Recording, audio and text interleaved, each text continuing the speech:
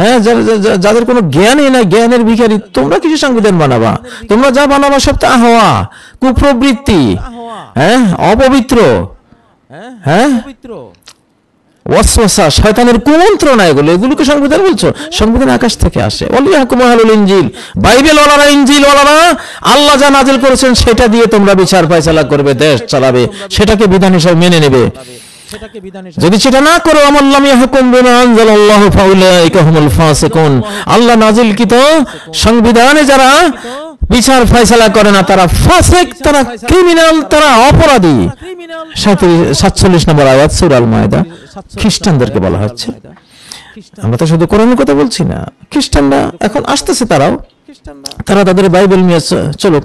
এর আগে ইহুদি জাতির কথা আল্লাহ বলেছেন, ইন্না আনজালনা তাওরাতা ফিহা হুদা ওয়া নূর, আমি তাওরাত অর্থাৎ যে ওল্ড টেস্টামেন্ট, ইহুদিদের যে কিতাব, মুসা আলাইহিস সালামের যে গ্রন্থ, সেটা আমি নাজিল করেছি, এখানে রয়েছে দিক নির্দেশনা, এখানে রয়েছে নূর, এবং সেটা শেষ প্রান্তে আল্লাহ বলছেন যে তোমরা এটা দিয়ে বিচার ফয়সালা করো। আমাল্লাম ইয়াহকুম বিমা আনজালাল্লাহু ফাউলাইকা হুমুল কাফিরুন, আল্লাহ নাজিলকৃত বিধানে যারা বিচার ফয়সালা করে না, দেশ চালায় না, তারা কাফের। ইহুদিদেরকে বলছেন। এখন বাংলাদেশে যারা এসব বিশৃঙ্খলা করছেন আমাদের এই মানচিত্রে, অচিরেই আপনারা এই দেশ থেকে আউট হয়ে যাবেন ইনশাআল্লাহ, থাকতেই পারবেন না। আর যদি শান্তি মতো থাকেন, থাকতে পারবেন ইনশাআল্লাহ, আমরাও থাকবো, আপনারাও থাকবেন। সৃষ্টিকর্তা এখন খুব ক্ষিপ্ত অবস্থায় আছেন, আমরা জানি। পৃথিবীর অবস্থার উপরে তিনি অনেক রাগান্বিত হয়ে আছেন। ওনার ডাইরেক্ট অ্যাকশন যুগ, কতবার বলেছি আপনাদেরকে, ডাইরেক্ট অ্যাকশনের যুগ এটা। বাংলাদেশের জনগণ জাগ্রত, আপনাদেরকে কোনো সুযোগ দেওয়া হবে না। আপনারা মনে করবেন না যে শুধু নিরাপত্তা বাহিনীর উপরে আমরা দেশের দায়ভার দিয়ে ঘুমিয়ে আছি। জি না, আমরা দেখতেছি সবকিছু। গোটা জাতি এখন সচেতন, অল্প কিছু লোক ছাড়া। তো সেজন্য এসব বিশৃঙ্খলা যারা করছেন আপনারা করবেন না। যদি করেন এই দেশে থাকতে পারবেন না, আপনাদেরকে দেশ ছাড়া করে দিবে আল্লাহর আইন, আল্লাহর বিধান। এরকম হলে তোমরা স্বাধীনতা হারাবে। এই জন্য নিরাপত্তা বাহিনীর ভূমিকায় থাকবে, সাথে তোমরাও থাকবে অতন্দ্র প্রহরী রূপে। আলহামদুলিল্লাহ আমরা জেগে আছি। আমাদের কিশোর তরুণ, আমাদের একেবারে শিশু থেকে বুড়ো পর্যন্ত সবাই সচেতন আছে, দেশপ্রেমিক অংশটা। এবার আর সে সুযোগ নেই। 1757 সালের মতো অল্প কিছু মানুষের হাতে গোটা দেশের স্বাধীনতা, অখণ্ডতার ভার আমরা দিয়ে ঘুমিয়ে নেই এখন আর। তো এটা আল্লাহ করেছেন, এটা আল্লাহ করিয়েছেন, আমরা সুস্পষ্টভাবে জানি। এই জন্য কোনো চক্রান্তই সফল হবে না, সফল হওয়ার টাইমও এখন নেই। তো আমি কোরআন থেকে কিছু এই জাতীয় ঘোষণা আছে আল্লাহ তাআলার। আমরা তো স্রষ্টার পক্ষ থেকে আমরা কথা বলি। কোরআন থেকে যখন বলি তার মানে স্রষ্টা আল্লাহ তাআলার পক্ষ থেকে বলি। সুন্নাহ বা হাদিস থেকে যখন বলি তখন মুহাম্মদুর রাসূলুল্লাহ সাল্লাল্লাহু আলাইহি সাল্লাম থেকে বলি। আমাদের এই মানচিত্র তো মুসলিম মানচিত্র। এটা 1947 সালে এই মানচিত্রটা নেয় হয়েছে কোরআন হাতে নিয়ে এবং মুসলিম জাতিসত্তার জন্য। যদি তাই না হতো তাহলে তো হিন্দুস্তান ভাগের কোনো প্রয়োজনই ছিল না, গোটা হিন্দুস্তান একই রকম থাকতো। কিন্তু এটা তো মুসলিমদের জন্য নেওয়া হয়েছে। এখানে হিন্দুরও আছে, বৌদ্ধরও আছে, খ্রিস্টানরাও আছে, উদারভাবে আমরা মেনে নিয়েছি। আবার হিন্দুস্তান হিন্দুদের জন্য দেওয়া হয়েছে, সেখানে আবার মুসলিমরাও আছে, খ্রিস্টানরা আছে, বৌদ্ধরা আছে, সেখানেও তাদেরকে মেনে নেওয়া হয়েছে।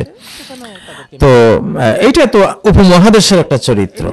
তবে এখানে বিভিন্ন নামে ঢাকায় মানুষানা, আবার ইসকন, যেটা একটা আমরা দেখছি নতুন একটা এই দেশে জেগে উঠেছে ইসকন।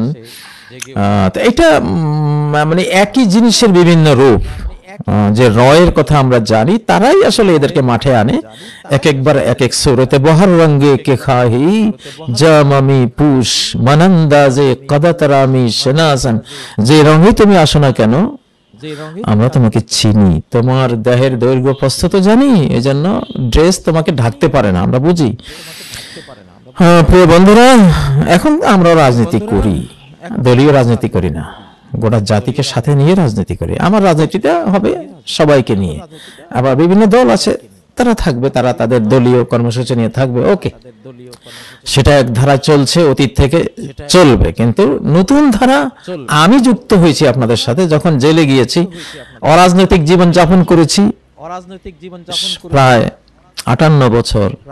কিন্তু শেষ যখন রাজনৈতিক লোহার জিঞ্জির শিকল পরানো হলো, তখন সিদ্ধান্ত নিয়েছে রাজনীতি করব, দেশ নিয়ে কথা বলবো, দেশের সংবিধান নিয়ে কথা বলবো, স্বাধীনতা অখণ্ডতা নিয়ে কথা বলবো, বলতে হবে। তবে অবশ্যই সেটা সর্বশক্তিমান মালিক শাহানশাহ রাজাধিরাজকে সাথে নিয়ে করব। তিনি যখন সাথে থাকেন, পৃথিবীর কোনো শক্তি তখন আর শক্তি না, কোন চক্রান্তই আর চক্রান্ত না, কোন আক্রমণই তখন আর আক্রমণ না। সবকিছু চুরমার হতে বাধ্য, ধ্বংসস্তূপে পরিণত হতে বাধ্য, সবকিছুই ব্যর্থ হতে বাধ্য। ইয়ানসুরকুমুল্লাহু ফালা গালিবা লাকুম, আল্লাহ যদি তোমাদের সাহায্য করেন, তোমাদেরকে হারাতে পারে এমন কেউই আর এই পৃথিবীতে নেই। কার শক্তি আছে? আল্লাহ সাহায্য করলে তোমাদেরকে হারাবে কে? ইয়ানসুরকুমুল্লাহু ফালা গালিবা লাকুম। আয়াতটি চাচ্ছি আপনাদেরকে নাম্বারটা দিয়ে দিতে। এটি সূরা আলে ইমরানের আয়াত, এটি আয়াত নাম্বার হলো 160 নাম্বার, সূরা আলে ইমরান। আর এটা নিশ্চিতভাবে সবাই এখন জানা যে এটা একটা অলৌকিক বিপ্লব হয়েছিল, অর্থাৎ আল্লাহ ঘটিয়েছেন, আল্লাহ করেছেন শিশু বাচ্চাদেরকে দিয়ে, অপ্রাপ্ত বয়স্ক কিশোর তরুণদেরকে দিয়ে, এটা আল্লাহ করেছেন। তো সেই আল্লাহ তো আমাদেরকে ছেড়ে দেননি, তিনি সাথে আছেন, আমরা তাকে সাথে রেখেছি। ইন তানসুরুল্লাহা ইয়ানসুরকুম, আল্লাহ বলছেন সূরা মুহাম্মাদের মধ্যে, তোমরা আল্লাহকে সাহায্য করো তাহলে আল্লাহ তোমাদেরকে সাহায্য করবে। চুক্তি আমাদের সাথে আল্লাহ তাআলার, আমরা তাকে সাহায্য করব। তাকে সাহায্য করব মানে আমরা তার দ্বীনের কথা বলবো, তার দ্বীন নিয়ে আমরা কথা বলবো, তার পক্ষে কথা বলবো, যার ফলে তিনি আমাদেরকে অবশ্যই সাহায্য করবেন। এটি সূরা মুহাম্মাদের আয়াত, ইন তানসুরুল্লাহা ইয়ানসুরকুম, মানে সূরা মুহাম্মাদের 7, 8, 9 নম্বর আয়াত। এই আয়াতগুলি পড়লে অনেকগুলি তথ্য আছে, সেখানে এটাও বলা আছে। প্রিয় বন্ধুরা, নবীজি বলেছেন যে ইহফাজিল্লাহ ইয়াহফাজকা, তুমি আল্লাহকে রক্ষা করো, আল্লাহ তোমাকে রক্ষা করবে। তুমি আল্লাহকে রক্ষা করো মানে আল্লাহর কোরআন রক্ষা করো, আল্লাহর সাথে তোমার যে প্রতিশ্রুতি আছে সেটা রক্ষা করো, আল্লাহর দ্বীন রক্ষা করো, তাহলে আল্লাহ তোমাকে রক্ষা করবেন। আমরা আল্লাহর দ্বীন রক্ষা করব। আমরা সেদিন সংবিধানের একটা আলোচনায় আমরা বলেছি, আমরা প্রত্যেকটি ধারা উপধারা মূল সংবিধানের আলোকে আমরা দেখব। মূল সংবিধান কি? 104টি আসমানি কিতাব মূল সংবিধান। আল্লাহ কি বলেছেন দেখুন, কি বলেছেন আল্লাহ তাআলা, যে যাদেরকে আমি ইনজিল দিয়েছি তারা ইনজিল দিয়ে তারা দেশ চালাক, ইনজিলের সংবিধান অনুসারে তারা, ইনজিল কি? বাইবেল। এখানে আপনাকে শুধু কোরআনের কথা তো বলা হচ্ছে না, খ্রিস্টান জাতিকে আল্লাহ ফরজ করে দিয়েছেন, ওয়ালিয়াহকুম আহলুল ইনজিল বিমা আনজালাল্লাহু ফি, বাইবেল ওয়ালারা, বাইবেল তোমাদের সংবিধান। সংবিধান আকাশ থেকে আসে, আমরা সব ফকির নির্ভূত আবার কিসের সংবিধান বানায়? হ্যাঁ, ইয়া আইয়ুহান নাস আনতুমুল ফুকারা, হে মানব জাতি সবাই তোমরা ফকির, নিঃস্ব, কাঙ্গাল, ভিখারি, ভিক্ষুক, জ্ঞানের ভিক্ষুক, সম্পদের ভিক্ষুক, জীবনের ভিক্ষুক। তোমাদের তো ভিক্ষা ছাড়া উপায় নাই, তো ভিক্ষুক আবার কি সংবিধান?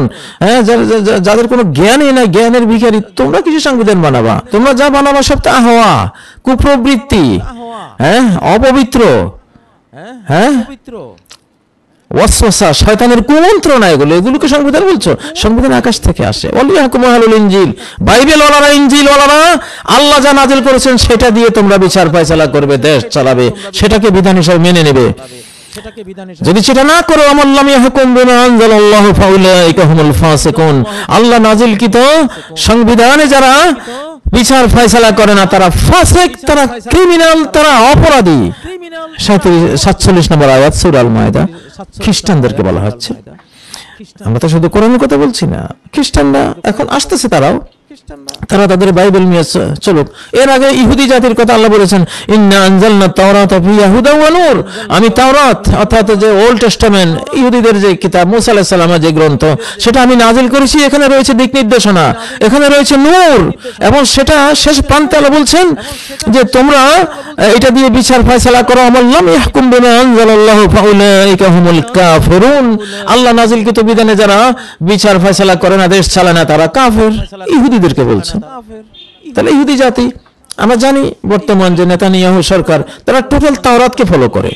তারা যাই করে সেটা তাদের আলেমরা তাওরাত কিতাব বিকৃত করে রেখেছে, সেই জন্য তারা ভুল পদক্ষেপ নেয়। কিন্তু চেতনাটা ঠিক আছে, যে আসমানি গ্রন্থ যেটা মূল সংবিধান, এটা অনুসারে চলছে, সেটা চলে। কিন্তু তাদের ওখানে অনেক ভুল লিখে দিয়েছে তাদের অতীত আলেমরা, সেই জন্য তারা ভুল হয়েছে। বাট ওখানে তো অনেক সত্য জিনিস আছে। অষ্টম দশকে ওদের রাষ্ট্র টিকবে না, এই তথ্য তাওরাতে আছে, এটা সত্য, যেটা এখন আমরা চাক্ষুষ দেখতে পাচ্ছি। আচ্ছা, তাহলে ইহুদিদের কথা, তারা তাদের সংবিধান, আসমানি সংবিধানে চলতে হবে। খ্রিস্টানরা তাদের আসমানি সংবিধানে চলতে হবে। দাউদ আলাইহিস সালামের জাতি, সুলাইমান আলাইহিস সালামের জাতি, তারা তাদের সে আসমানি জাবুর সংবিধানে তারা চলেছেন, বিশ্বকে চালিয়েছেন। আমরা যারা কোরআনওয়ালা, আমাদের ব্যাপারে আল্লাহ কি বলেছেন, যে এখানে এটা হলো 46 নম্বর আয়াত, ইহুদিদের যে আয়াতটা। আর মুসলিম উম্মার কথা বলেছেন যে ফাহকুম বাইনাহুম বিমা আনজালাল্লাহ। হে মুহাম্মদ, আল্লাহ যা নাযিল করেছেন এটা দিয়েই সংবিধান রচনা করো, এটা দিয়েই দেশ চালাও, এটা দিয়েই বিচার ফয়সালা করো। এটা হলো 48 নম্বর আয়াত সূরা আল মাইদার। ক্লিয়ার কথা। ফকির নির্ভূতেরা কোন সংবিধান আমরা কি দিব? আমরা হলো, আপনি ফকির নির্ভূত, আমাদের বাবা ফকির, মা ফকির, নিজেরাও ফকির, কারো কিছুই নেই, জ্ঞান নাই, বুদ্ধি নাই, নলেজ নাই।